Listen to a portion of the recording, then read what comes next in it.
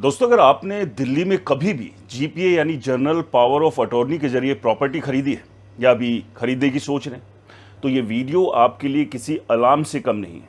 क्योंकि 8 जुलाई 2026 को दिल्ली सरकार ने एक ऐसा फैसला लिया जिसने लाखों GPA property holders, property dealer और लैंड माफियाओं की नींद उड़ा दी। दोस्तों, अब सवाल ये है, क्या पुरानी जीपीए वाली प्रॉपर्टी पर खतरा मंडरा रहा है? क्या सरकार उन्हें रद्द करने जा रही है? क्या अब स्टैंप ड्यूटी बचाने का खेल हमेशा के लिए खत्म हो गया? और सबसे बड़ा सवाल, अगर आपके पास पहले से जीपीए वाली प्रॉपर्टी है तो क्या आपका घर सुरक्षित है या आपको तुरंत कुछ करना चाहिए? दोस्तों, आज मैं आपको सीधे ये समझाऊंगा कि आखिरकार ये फैसला क्या है, और मैं आपको बताऊंगा कि जीपीए आखिर होती क्या है, लोग इसका इस्तेमाल क्यों करते हैं, इसमें सबसे बड़ा धोखा कहाँ छिपा था, सुप्रीम कोर्ट ने 2011 में क्या फैसला लिया था, दिल्ली सरकार ने अब क्या नया नियम लागू किया, किन लोगों पर इसका सबसे ज़्यादा असर पड़ेगा, और सबसे ज़रूरी बात, अगर आपने पहले से जीपीए के जरिए मकान खरीदा है तो अब आपको क्या करना चाहिए ताकि आपकी ज़िंदगी भर की कमाई सेफ यानी सुरक्षित रहे। इसलिए इस वीडियो को अंत तक ज़रूर देखिए, क्योंकि बीच में छोड़ा तो सबसे ज़रूरी जानकारी आप मिस कर जाएंगे। नमस्कार, मैं हूं राजकीय वर्मा और आप देख रहे हैं रिपोर्टर जी। दोस्तों, यहाँ हम खबर नहीं बताते, बल्कि आपको प्रॉपर्टी खरीदने और इन्वेस्टमेंट करने का सही तरीका भी समझाते हैं। सबसे पहले समझिए कि जीपीए आखिर क्या है। जनरल पावर ऑफ अटॉर्नी यानी ऐसा कानूनी डॉक्यूमेंट जिसके जरिए कोई व्यक्ति किसी दूसरे व्यक्ति को अपनी तरफ से कुछ काम करने का अधिकार देता है। मान लीजिए कोई एनआरआई अमेरिका में रहता है और उसकी दिल्ली में एक दुकान या मकान है। वो हर महीने भारत नहीं आ सकता, इसलिए वो अपने भाई या किसी भरोसेमंद व्यक्ति को जीपीए दे देता है ताकि वो किराया वसूल सके, बिल भर सके, टैक्स जमा कर सके या ज़रूरत पड़ने पर उसकी तरफ से डॉक्यूमेंट्स पर साइन कर सके। यहाँ तक सब कुछ लीगल है और कानूनी है।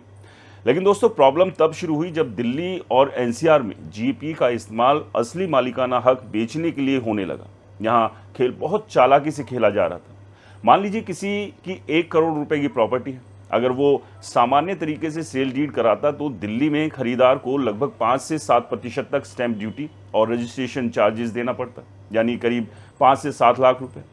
अब लोगों ने इसका शॉर्टकट निकाल लिया। सेल डीड की जगह जीपीए बना दी गई, साथ में agreement to sell, will position letter और पेमेंट रिसिप्ट तैयार कर दी गई। बाहर से देखने में लगा कि सिर्फ अधिकार दिया गया, लेकिन अंदर से पूरा सौदा हो चुका था। दोस्तों, खरीदार ने पैसा दे दिया, पोजीशन ले लिया और रहने भी लगा, लेकिन सरकारी रिकॉर्ड में मालिक वही पुराना व्यक्ति बना रहा।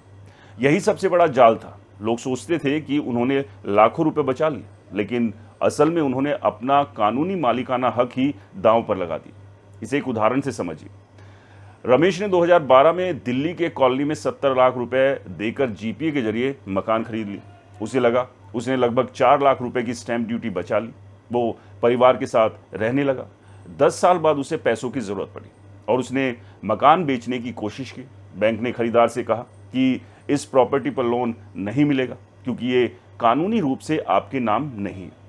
खरीदार पीछे हट गया। फिर पता चला कि असली मालिक की मौत हो चुकी है और उसके बच्चों ने दावा कर दिया कि प्रॉपर्टी अभी भी उनके पिता के नाम पर है। अब रमेश कोर्ट के चक्कर लगा रहा है। जो 4 लाख रुपए उसने बचाए थे, उससे कहीं गुना ज़्यादा वकीलों पर खर्च हो गए। यही वजह है कि सुप्रीम कोर्ट ने 2011 में सूरज लैंप एंड इंडस्ट्रीज बनाम स्टेट ऑफ हरियाणा मामले में साफ कहा था कि जीपीए अपने आप में प्रॉपर्टी ट्रांसफ़र करने का लीगल मीडियम नहीं है। कोर्ट ने कहा कि केवल रजिस्टर्ड सेल डीड या कन्वेंस डीड से ही मालिकाना हक ट्रांसफ़र होगा। जीपीए सिर्फ अधिकार देती है, मालिक नहीं बनाती। दोस्तों, सुप्रीम कोर्ट ने यह भी कहा कि जीपीए के जरिए बड़े पैमाने पर स्टैंप ड्यूटी की चोरी, टैक्स चोरी और ब्लैक मनी का खेल भी चल रहा है। इसके बावजूद पिछले 15 साल तक ये सिस्टम पूरी तरह बंद नहीं हुआ, क्योंकि लागू करने वाली एजेंसियां हर डॉक्यूमेंट्स की गहराई से छानबीन और जांच करती थी। यही गैप अब दिल्ली सरकार भरना चाहती है। 8 जुलाई 2026 को मुख्यमंत्री रेखा गुप्ता की सरकार ने ये ऑर्डर जारी किया कि अब हर जीपीए की डिटेल जांच होगी। अगर डॉक्यूमेंट्स में पैसे का जिक्र है, कब्जा देने की बात है, जीपीए को इरेवोकेबल बनाया गया या स्थायी रूप से बेचने का अधिकार दिया गया है, तो उसे सामान्य जीपीए नहीं माना जाएगा, बल्कि शक की नज़र से देखा जाएगा। कहीं ये छिपी हुई सेल डीड तो नहीं। दूसरा बड़ा बदलाव ये है कि अगर जीपीए माता पिता, पति पत्नी, भाई बहन या बेटे बेटी जैसे ब्लड रिलेशन के बीच में है तो सामान्य प्रोसेस चलेगी, लेकिन अगर जीपीए किसी दोस्त, पड़ोसी, बिजनेस पार्टनर या दूसरे व्यक्ति के नाम है तो मामला सीधे कलेक्टर ऑफ स्टैम्प के पास जाएगा। वहां जांच होगी कि कहीं स्टैम्प ड्यूटी बचाने के लिए फर्जी तरीके से प्रॉपर्टी तो नहीं बेची जा रही। कलेक्टर को सामान्यतः 30 दिन के भीतर फैसला देना होगा। विशेष परिस्थितियों में अधिकतम 3 महीने का समय मिल सकता है। जब तक सही स्टैम्प ड्यूटी नहीं भरी जाती, रजिस्ट्रेशन आगे नहीं बढ़ेगा। दोस्तों, इतना ही नहीं, अगर कोई सब रजिस्ट्रार नियमों को नज़रअंदाज करके ऐसी जीपीए रजिस्टर कर देता है तो उसके खिलाफ भी डिपार्टमेंटल इंक्वायरी हो सकती है।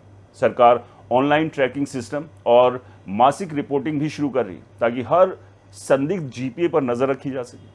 अब यहाँ एक सवाल उठता है कि अगर लोग जीपीए में पैसे का जिक्र ही नहीं करेंगे, अलग से एग्रीमेंट टू सेल और अलग से पेमेंट रिसिप्ट बना लेंगे तो सरकार कैसे पकड़ेगी?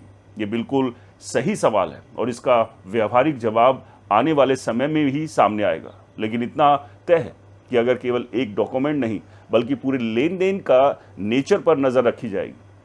दोस्तों, अब बात करते हैं कि इसका असर किन लोगों पर पड़ेगा।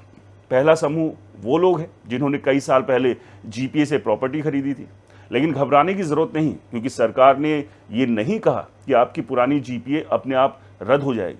लेकिन आपकी सबसे बड़ी कमज़ोरी वही है जो पहले थी।